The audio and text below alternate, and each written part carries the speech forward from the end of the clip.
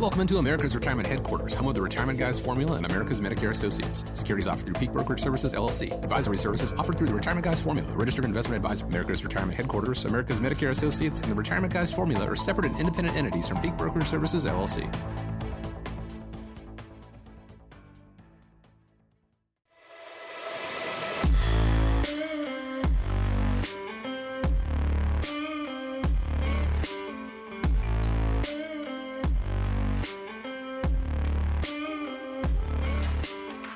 Hope you're having a great day out there. We want to thank you so much for joining us and spending part of that day here on America's Retirement Headquarters, home of the Retirement Guys Formula and America's Medicare Associates with Nolan Baker and Dave Ross.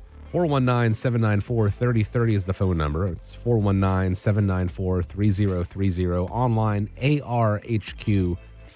Today on the show, should you consider tax loss harvesting year-round? We're going to talk about decreasing your worries that you'll run out of money in retirement and why everyone needs an estate plan. But first, before we dive into any of that, let me check in with the guys. Nolan, Dave, glad to be with you as always. Appreciate you taking the time to spend with the listeners. How are we doing today? Doing pretty well, Chris. I get to put on my proud father hat for a second and say that my 19-year-old son, Kyle, just earned a spot on the club golf team at Bowling Green State University. Hey. And my youngest daughter, Erin, will be celebrating her senior night for girls tennis tomorrow, and Perrysburg is having a very good season there. So it's been a lot of good news around the Ross household, especially in the athletic front. Yeah, that's incredible to hear. Great job. I would say same thing. Proud dad moment for me was my youngest son finished up his Eagle Scout project last weekend over at Hooves. We had built 3 new horse feeders for the rescue horses that they have out there. So he's just in the final stages of earning his Eagle Scout requirement. And as dad, that's a pretty good proud moment, is raising 2 boys who became Eagle Scouts. That's very commendable. Lots of proud dad moments here. My son is a little ways away with that. We just talked earlier in the show, just joined the Cub Scouts. So got a ways to go before Eagle Scout projects come into the picture, but looking forward to helping him along with that. And I'm looking forward to you guys helping the listeners right now as we get started, getting more serious about the retirement things that they need to consider. Let's actually start with this. The Federal Reserve is expected to begin cutting interest rates in the coming week. And Wells Fargo chief economist Jay Bryson tells Fox Business the Fed should cut 50 basis points in September, another 50 in November, and then 25 in December for a total of 1.25 points by the end of the year. The labor market is starting to weaken. Inflation is coming back down towards 2%. And generally, what it really boils down to is the stance of monetary policy right now is very restrictive. And so they have a lot of wood to chop just to kind of get back to neutral. And they kind of need to get going back in that direction as the economy continues to show signs of stress. Now, there are others out there who are predicting that it should be 25 basis points coming up in September and then going from there.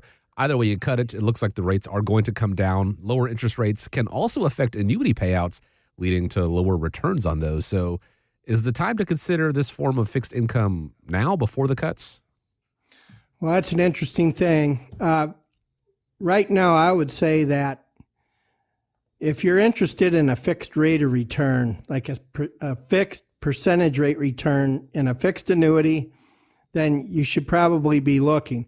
We started getting emails from our partners about, I want to say 3 weeks ago, saying, batten down the hatches, the interest rates are going to start dropping. And so they were trying to get us to get out and start talking to our people about locking in some of these rates. When I look at the annuity landscape, I realize that there's really 3 types of annuities that we talk to our clients and customers about. And a fixed annuity is just one of the 3. So fixed annuities, you're going to see a drop in those interest rates, but they're still at present, they're still affording a pretty good return. You also have variable annuities, which are linked directly to the performance of the stock market, where account values will rise and fall with the selected investment sectors that you pick in the variable annuity. And the third one, and a very popular one these days, is the fixed indexed annuity, where you purchase options on a underlying index. You participate in the positive performance of the market, but if the market takes a drop, you're not as affected nearly as much as you are on the variable side. So I think when we have these annuity discussions, the first and foremost is what is the right annuity concept for each person to consider. And that's what we help people do here at America's Retirement Headquarters. And, asking the question, should I get an annuity before rates drop? I think, yeah, it's worth it kind of exploring. What I'm still really surprised at is, how many people are not getting paid really kind of what their fair share of interest is. I just went on and I went to the FDIC.gov website looking at, the national deposit rates right now. Interest-bearing checking account, the national average is 0.08. National average on a savings rate is 0.46. So, if we look at things that are out there today, whether it's a fixed annuity or an index annuity, I mean, even things like, money market accounts, there's bank CDs, there's a lot of attractive rates that are out there today. And even though that, rates may be coming down a little bit, there's still a great window of time to put some of that, conservative money, the money that you don't want to have exposed to risk, to work. And again, depending upon, what you're looking for from a liquidity standpoint, we can deal with everything from giving advice on the high interest money market accounts, looking at those bank CD rates, or, even looking at things that can extend out those rate locks even longer using some of the insurance products that are out there. And as, Dave mentioned, I think you're going to see a direct impact to the risk of lowering rates, especially when it comes to things like a fixed annuity. Dave, you did a pretty good job communicating the number of emails that we're getting from carriers that are, looking to lower their fixed rates. With index annuities, those rates typically also do come down. It typically means lower growth potential from lower caps, participation rates, higher spreads. Variable annuities, in general, variable annuities have income riders. Those riders have fees and expenses associated with it. In my opinion, interest rates don't necessarily have a big impact on the income riders that are out there because they're charging those fees and expenses. Actually, lower rates could be a positive on some of the, bond sub-accounts that are inside of there. So again, it goes back to like what you said. It's a matter of knowing what you own, what's the purpose for it, and then figuring out a solution. It's all part of what we build out again in that retirement team action plan, going through that summary of observations, taking a look at it, and figuring out for every client that we meet with, how can we make their money work as hard as possible. The takeaway there would be if you have what you would consider to be a large balance in your checking, savings, maybe a CD that's going to mature shortly, or if you already own an annuity, now may be an optimal time while rates are still extremely attractive to take a look at how to put all of your money to work. And we can help you compare that as independent professionals. We don't work for any one company, can help, try to navigate what the interest rate environment is out there and help you earn as much as you possibly can. Figure out how your money can work best for you, because at the end of the day, that's what's most important is your circumstances, trying to make sure that it is working as hard for you as you did for it. Perhaps it is using situations like using annuities or money market accounts, things like that. But in this still high interest rate environment, certainly worth taking a look at, and is easy to access and reach out by giving a call, 419-794-3030. Once again, 419-794-3030. Or you can go to the website to find out more about the team at America's Retirement Headquarters and schedule a time to speak with them at arhq.com. The so-called 4% rule has been around for about 30 years now, a very elevator pitch version of it. If you withdraw no more than 4% of your portfolio in the first year of retirement, adjusted for inflation every year after that, a 90% chance their savings will last about 30 years. So roughly as long as the rule has actually been around. But economist Michael Finke tells The Street that for most, the rule is actually too conservative for human nature. I think people should decide if they want to live better in their late 60s and 70s. When you do have the physical capabilities and the cognitive capabilities to enjoy your life more. I mean, there's not a whole lot of 95-year-olds that are going on world vacations. And the fact is that you can't enjoy it as much in your 90s as you could in your 60s or 70s. So I think you should have the power to be able to choose the slope of your spending. And in reality, it does appear that people do spend less as they get older. So let's talk about how you guys calculate withdrawal rates. Do you take a similar approach when calculating it for clients, or do you subscribe to the 4% rule? Well, I would tell all of our listeners, first of all, to Google the independent income system. And if you Google it, you can watch our belief and methodology on how to kind of put this all together. When we look at the 4% rule, I would say just like anything, there's kind of pros and cons to it. First of all, the positive is it's, simple. It's a clear withdrawal rate. Number two is in this example, it has some historical basis on the success rate. They say history doesn't always repeat itself, but it oftentimes rhyme. Number three is it's building in that inflation component into it.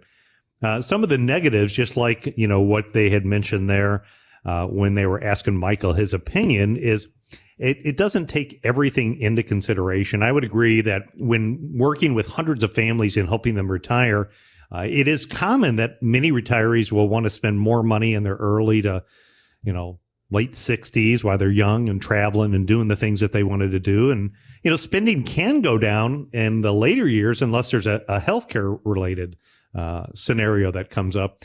The other challenging thing I'd say in reality is I've had a lot of clients who want to set up this, kind of 4% rule, but it doesn't take into consideration life's what ifs. What if you got to help the kids out? What if the basement floods? What if you need a new car? What if this happens or what if that happens?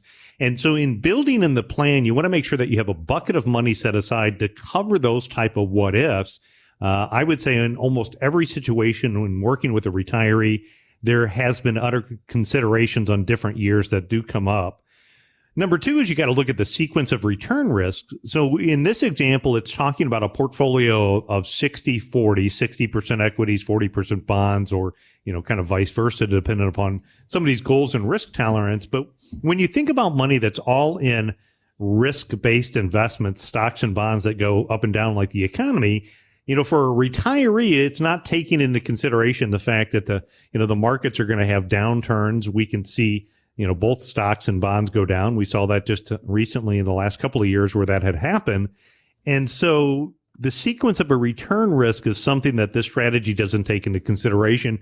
We just had a previous segment, and of course, we've had other segments talking about things that are non-market risk investments, talking about, where traditional fixed rates are. I'm a believer in sometimes you want to remove some of that sequence of return risk by adding in some of the more higher fixed rate products that are out there today, can help address one of that negatives. Number three is, withdrawal strategies need to be adjusted during different market downturns as well. In our strategy that we have, the other thing that we take a look at is the potential issue of longevity risk. So when you have all of your money in at-risk investments, stocks and bonds, they always have to say past performance doesn't guarantee future results. So you have a longevity risk inside of the plan. Again, I'm biased in the fact that, we've put together a process where, we think that the 4% rule can be something to become familiar with. It can be part of the overall plan. I'm biased. I really like what we've put together called the independent income system. So if you're a listener, the bottom line is I would tell you, if you haven't had America's Retirement Headquarters put together the Retirement Team Action Plan, we can walk you through the independent income system and also show you where there could be some other opportunities to increase some of the potential that you have, maybe eliminate some of the risk and threats of, what we've seen over decades of years of helping retirees get to and through retirement time. It's part of that Retirement Team Action Plan.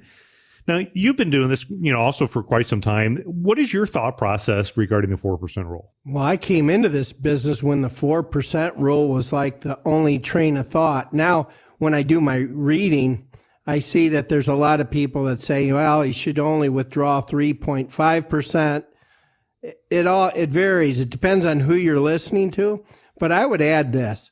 I think when I talk with people today, most of them feel or have the opinion that taxation of retirement benefits, money coming out of IRAs, 401ks, and those types of portfolios are going to increase during their retirement life. So the rules that exist today, a 4% withdrawal rate could be very, very simple, and it could make a very good plan of action. What about 5 and 10 year and 20 years down the road? If the government decides to tax retirement payouts to a greater degree, that could create some issues, especially when Nolan mentions longevity risk. People are living. You got a married couple, both age 65. Odds are in the favor that one of the spouses, is going to live to their 90s. So there's a lot of variables that have to be applied to the situation. So I would say that having America's Retirement Headquarters, having us take a look at your situation, will get you on a good path for what's happening right now. But most importantly, we're going to be able to make the appropriate pivots and adjustments as you proceed through your retirement life cycle. You know, that part, the retirement team action plan, because it is not a passive plan. It is something that as changes warrant themselves, the changes can be made, not set in stone, not a thanks for coming in and, you know, we'll see you never, best of luck to you. No, they developed a plan. They continue to maintain the plan as things may come down the line, being able to adjust them, whether it is a taxation increase, whether it is market volatility. These are some major risks that people might encounter over the course of their retirement.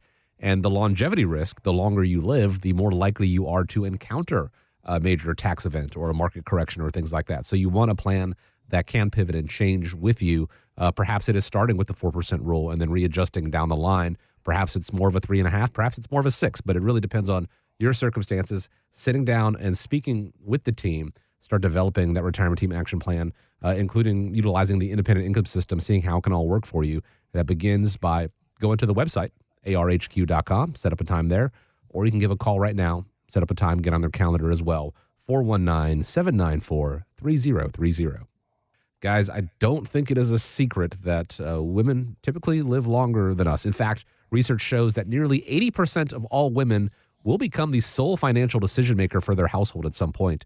And that includes planning for their own retirements as well. So I have to wonder, do you guys take the time to make sure both spouses are on the same page when you meet with them so that neither one of them feels lost?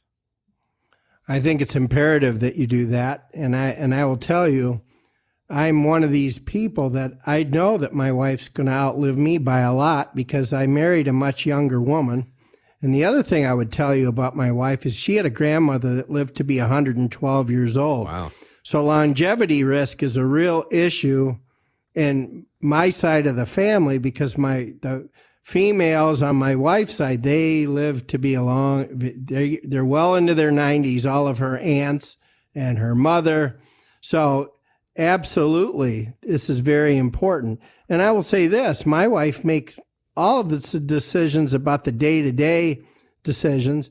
So it's very important that she be up to speed on what's going to happen if something happens to me so that her retirement can go well. She could retire here in a couple of years from teaching.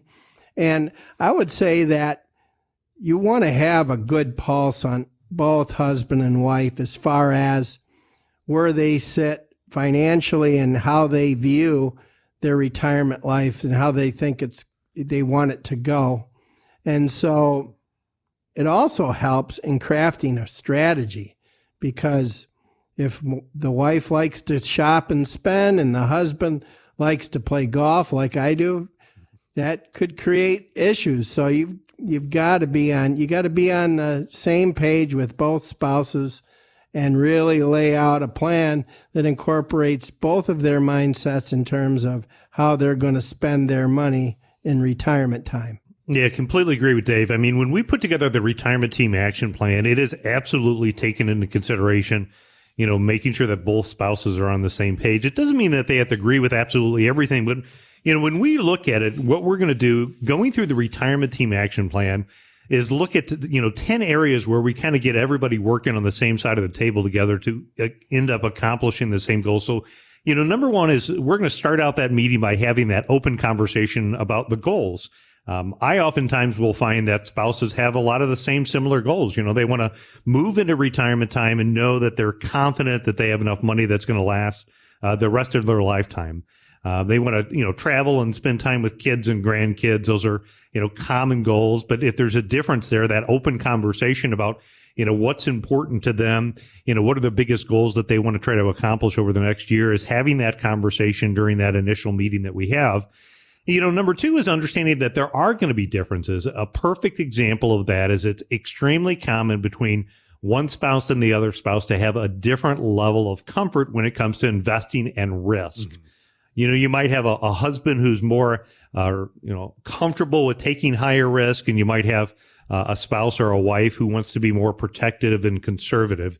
Having those differences, would be something that would be common. And that's okay to have some of those differences, because number three in that retirement team action plan, what we do is we run this portfolio analysis, and that's going to show them exactly what the level of risk that they're taking in terms of 0 to 100. So the husband might be at a risk score of 80 and the wife might be at a risk score of 50.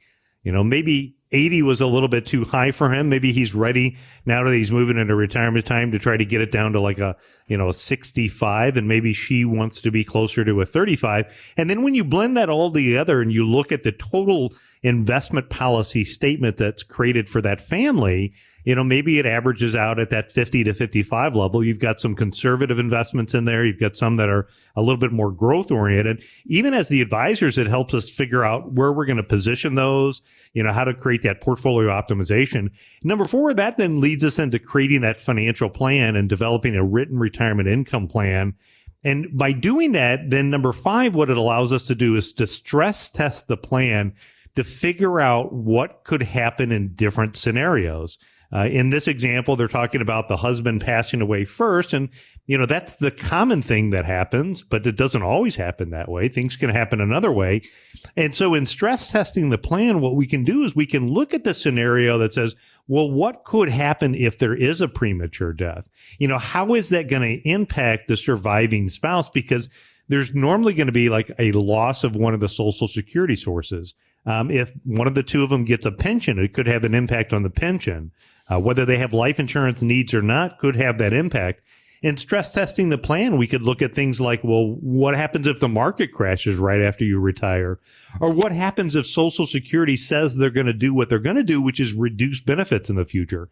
And then when you know these different scenarios, what it allows you to do is start making decisions on how can you reduce and or eliminate those things that significantly reduce the risk of outliving your income. Number six is, planning for health and long-term care needs. We had a couple that we met with the other day. He's getting ready to retire. John's going to be 65, retiring from the refinery. His wife was a teacher for about 10 years, gets a little bit of a pension there. But, she's got from age 62 to 65, she's got to help navigate the Affordable Health Care Act and figure out, where that plays into. So her decisions and her opinion has a big impact. Plus, her life's experiences in long-term care have an impact as far as, what decisions go into help protecting those assets to outlive the income and protect it from a nursing home spin down. With number seven, we're going to look at coordinating retirement timing. Decisions like, when to take Social Security, navigating those healthcare costs. Many retirees will just take Social Security right away when they retire. That isn't always in the best strategy. Again, using the example of John and Mary who came in, because of the fact that she has a state teacher's retirement, and her initial thought was she gets half of the money of her Social Security, that may not necessarily be true because of that windfall elimination provision. And Social Security optimization is going to be important to help them determine what might be the best approach on when to draw benefits. Number eight is going back to some things that I had talked about in a previous segment, which is also preparing for the unexpected. Preparing for the one day the phone call from the kids come in that says, Mom, Dad, I lost my job. And unfortunately, if I don't get some money, I'm going to, have my mortgage or my house at risk. And, I need a little bit of a bailout. And whether you want to do that or not, that's, a parent's decision. Dealing with things like the market crashes, they're going to happen. And do you have a plan in place to prepare for the unexpected? Home projects. I mean, if you have a major repair that needs to be done in the house, having a plan in place ahead of the time. And that's why I agree, Dave, of working with a professional is number 9. A professional can be there.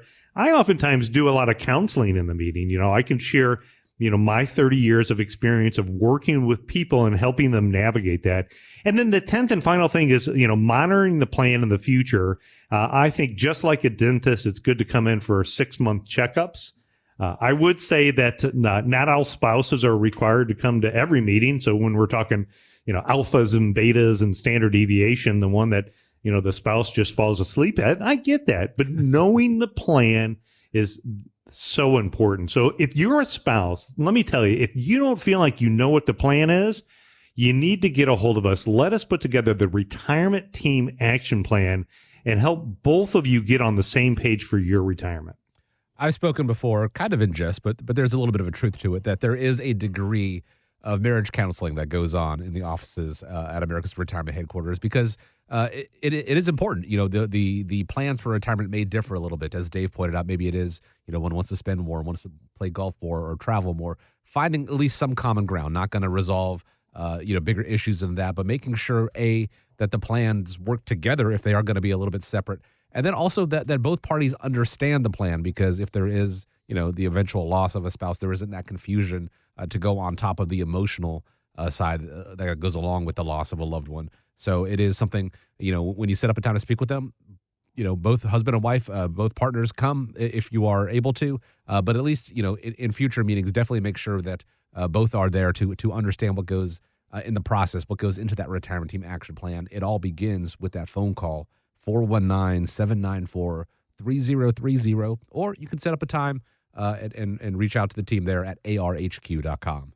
As the Fed begins to cut interest rates, you may be wondering if the opportunity is over to lock in favorable rates on CDs, money markets, and annuities. Bank rate economist Mark Hamrick tells CNBC, well, there is, in fact, still time. The rates are falling like a feather, not a hammer. And so even if we get that 1 or 2 rate cuts by the end of the year, as so many people seem to be confident about, we're still talking about rates remaining at relatively high levels. If you're in the game, you're going to benefit. So the game now to look for a fixed income product with a longer term? And are you guys seeing a rush to grab the best rates? I think getting rates while they know what they are is extremely important. In fact, they're talking about this soft landing that they've been using for a while. But in reality, if you go back and you look at the history of the federal fund rates, there's usually, in many instances, if we look at COVID as an example, a shock to the system, interest rates immediately plummeted. If we go back to the crash of 2008 in the financial market, boom, crash of the system, rates immediately drop. If you go back to the crash of the 2000 market, dot-com bubble burst, boom, immediate drop to interest rates. In fact, you can see that in the 90s, you can see it in the 80s, you can see it in the 70s, and you can see history has shown in the past that usually some type of shock happens to the system and rates immediately drop. That's why I think it's important is if fixed rates make sense for part of your portfolio and you want to lock in interest rates, do it while you know what they are right now. We know that the Federal Reserve has indicated that their plan is to slowly lower interest rates. So why not take advantage of where rates are right now? And then heaven forbid, if there is some type of shock to the system that happens like what we've seen happen in the past several decades when rates drop dramatically and you completely miss out on that opportunity, take advantage of them now.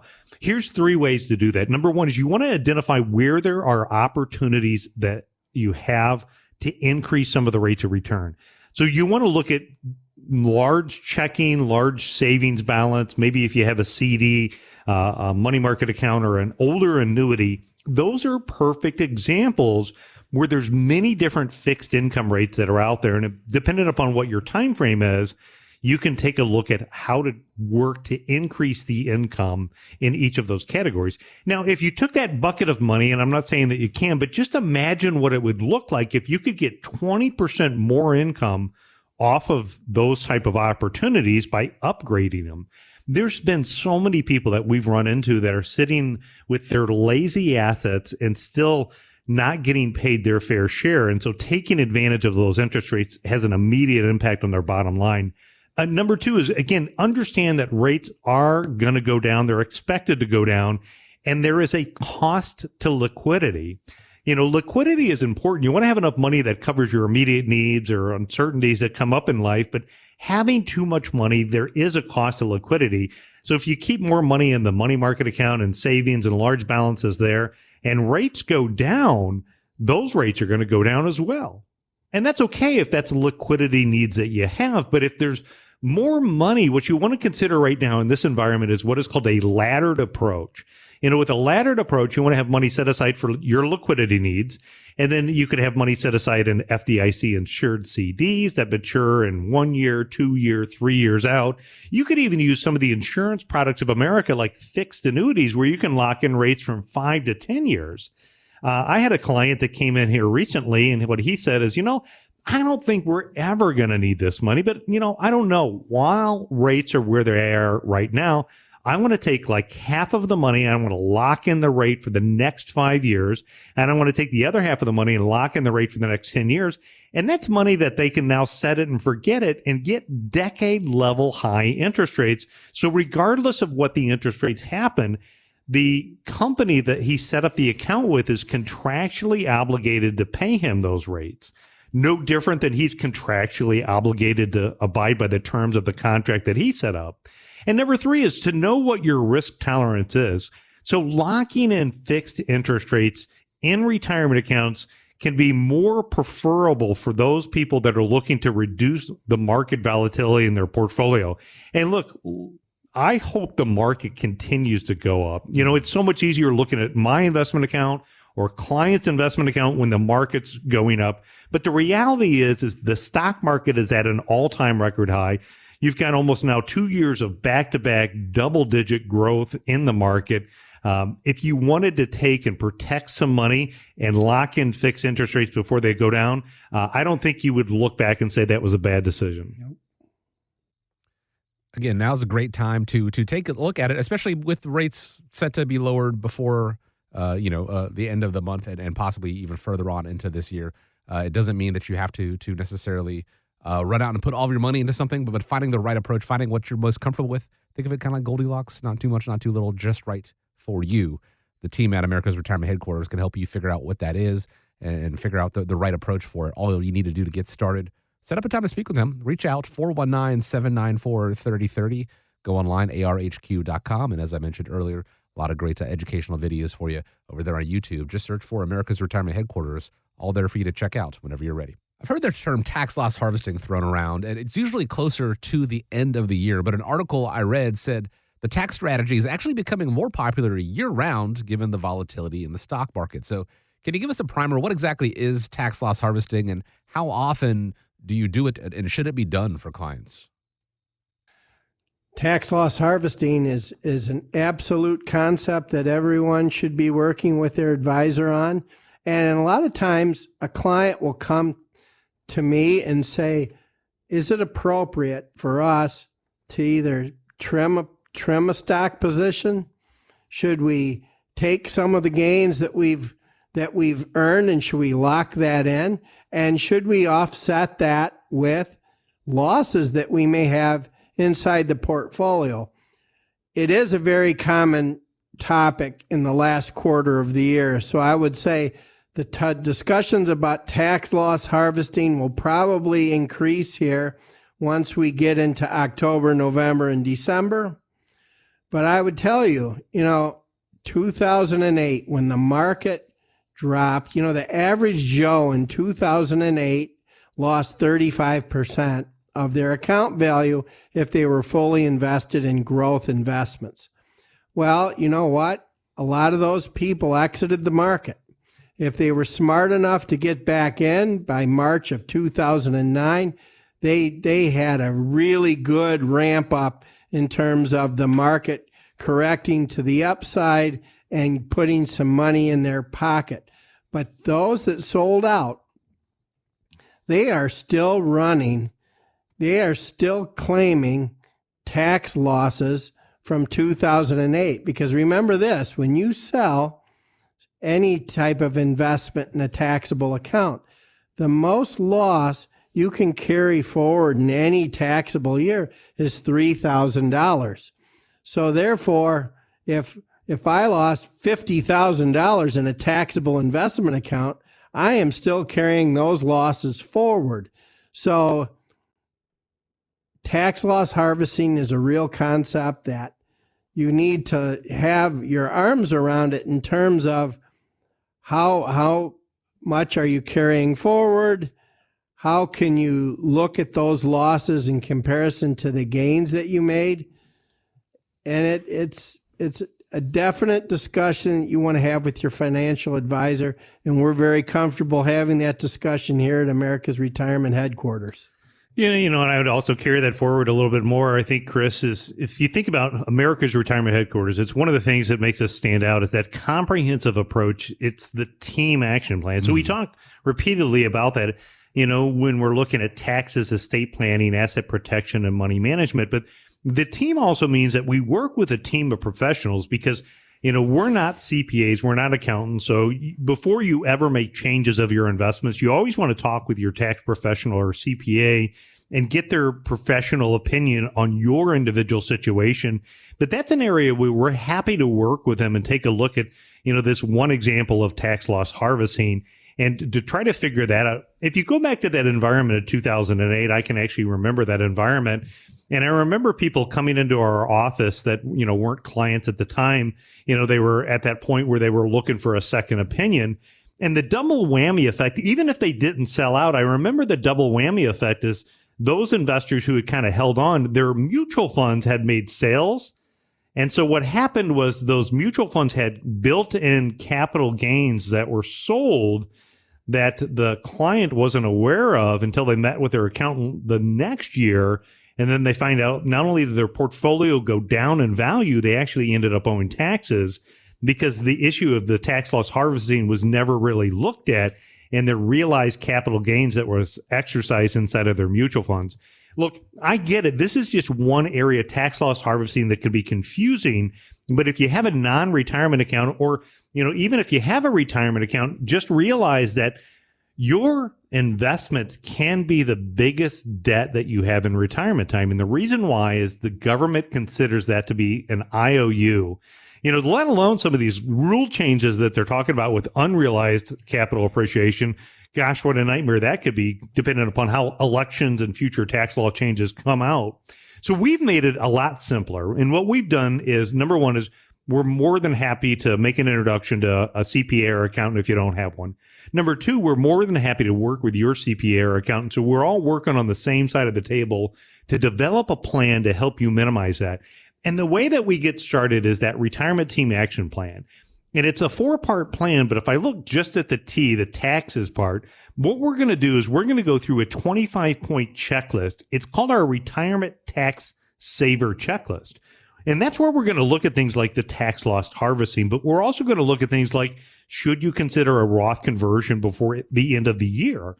How to optimize your investment accounts for tax efficiency. Which accounts should you withdraw from first, depending upon, what your needs are, whether you have health insurance needs, health insurance cost, things like, should you take money out of your retirement account and pay off your mortgages? These are the type of things that we can go through when we're developing that retirement team action plan. But this is one of the things that you have a deadline on. So when the ball drops and it's January 1st, this strategy of tax loss harvesting is over.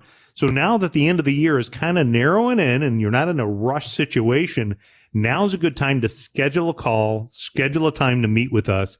Let's take a look and see if there's some strategies that we can help you implement with tax loss harvesting in your plan. I think it's certainly worth taking a look at. And to get started, to begin crafting that plan, the T, as Nolan pointed out there, does stand for taxes, of course. 419-794-3030 is how you begin that conversation. That's 419-794-3030. Or go to the website, start developing that tax-savvy strategy at arhq.com. Nationwide is canceling around 100,000 pet insurance policies due to the higher cost of veterinary care. And now these pet owners find themselves and their four-legged friends without coverage. While you may not have pet insurance, you might find yourself in a similar situation in your 60s when a term life insurance policy expires after the term, 20 or 30 years. So it begs the question, how much life insurance do you really need in retirement? Guys, what are your thoughts on this? Well, there's several factors that should be considered when determining how much life insurance you should have in retirement. I think first and foremost, how much debt are you going to carry into retirement? If you have debt, if you have a mortgage, if you have loans, if you have any kind of debt that you're continuing to pay on, I think it makes a lot of sense to have that amount of money covered by life insurance. The second thing that I would say about having life insurance in retirement is if I have made provisions for my loved ones, my children, not so much my spouse, but my children, if I have earmarked some money and that money happens to be in the form of life insurance, that basically gives my wife and I the opportunity to spend, boy, the word I don't want to use is freely, but we can spend with a lot of knowledge that our children have been taken care of, that money has been set aside for them. And so therefore, that's a good reason to carry some life insurance coverage into retirement. You know, coming back to this policy expiring in 20 or 30 years, I've had some discussions with people about it. And you know what? It's not uncommon if it's a term policy to see premiums go up as much as 300, 400% at the end of the term. They will extend coverage if you're willing to pay the money. But maybe, you know, I would say this, when I have insurance on people and if they're term policies, we have discussions throughout the term life that maybe a discussion about converting some of it to a permanent policy would make some sense, or rolling the policy over and extending the number of years of coverage. Because when you get into your 60s, and I'm there, it becomes very, very expensive to continue term policies into the 60s. It's a very individual decision about life insurance, but people say, well, I'm retired, I've paid my bills, I don't need life insurance anymore. I think a very reasonable discussion can and should be had about whether or not life insurance makes sense in retirement.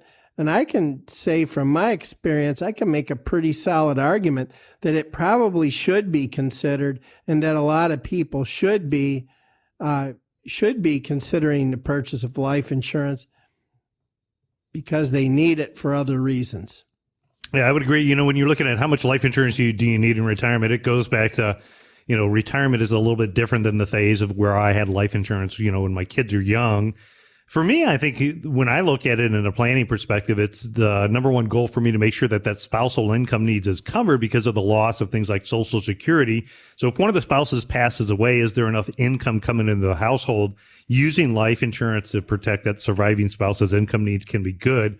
Completely agree as far as covering debts, and hopefully, you know, you get those debts eliminated by the time you get to retirement time. If not, maybe using some insurance to cover any outstanding mortgages that you have. Covering those, you know, final expenses, your wishes, if you did want to leave money to kids and grandkids.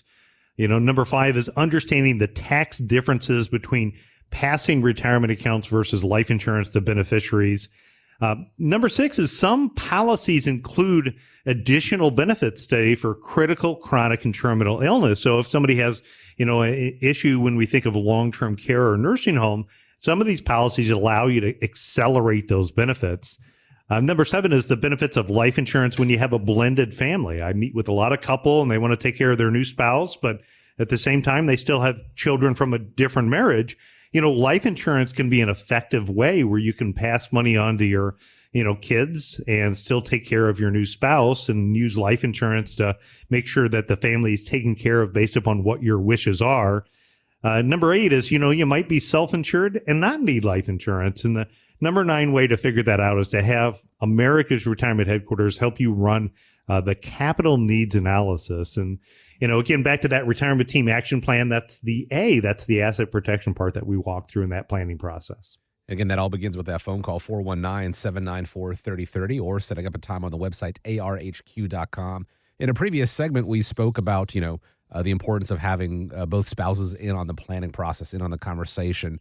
When this topic comes up, life insurance and spousing, how does that typically go? Is it an uneasy conversation? Obviously, dealing with one's own mortality or the loss of their spouse, probably not the easiest conversation, but how does that conversation usually go? Is it something they bring to the table or something you guys bring up?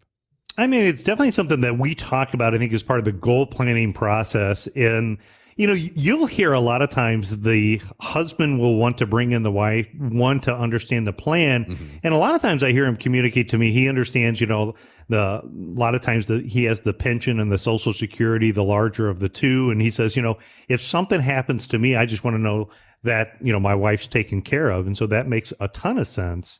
At the same time, us men, we tend to pass away first. So, using life insurance to create a legacy, which tends to be, somewhat of a bigger priority for women. And, if women outlive us, having the policies that have the long-term critical chronic illness benefit is also something important.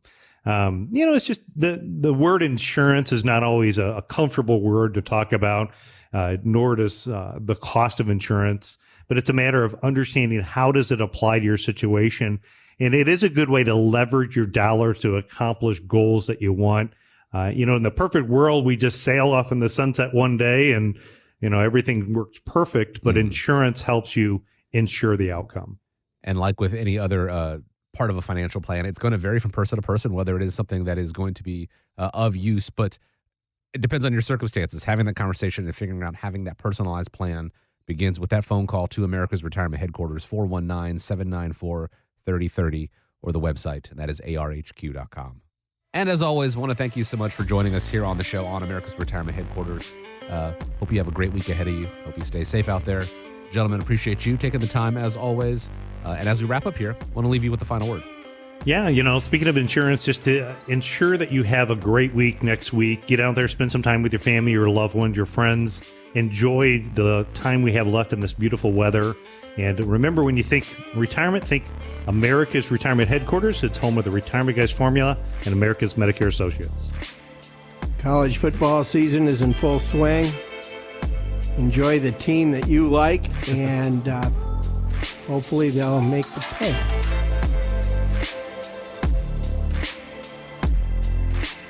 America's Retirement Headquarters is located at 1700 Woodlands Drive in Maumee, Ohio. You can reach them by calling 419-794-3030 or online at americasretirementheadquarters.com. Exposure to ideas and financial vehicles discussed should not be considered investment advice or recommendation to buy or sell any financial vehicle. Investments can fluctuate and when redeemed may be worth more or less than when originally invested. Nolan Baker is not affiliated with nor endorsed by the Social Security Administration or any other government agency and does not provide legal or tax advice. Please consult with your attorney, accountant, and or tax advisor for advice concerning your particular circumstance. Annuity guarantees rely solely on the financial strength and claims paying ability of the issuing insurance company. By contacting us, you may be provided with information about insurance and annuity products offered through Nolan Baker, Ohio Insurance License Number 27787.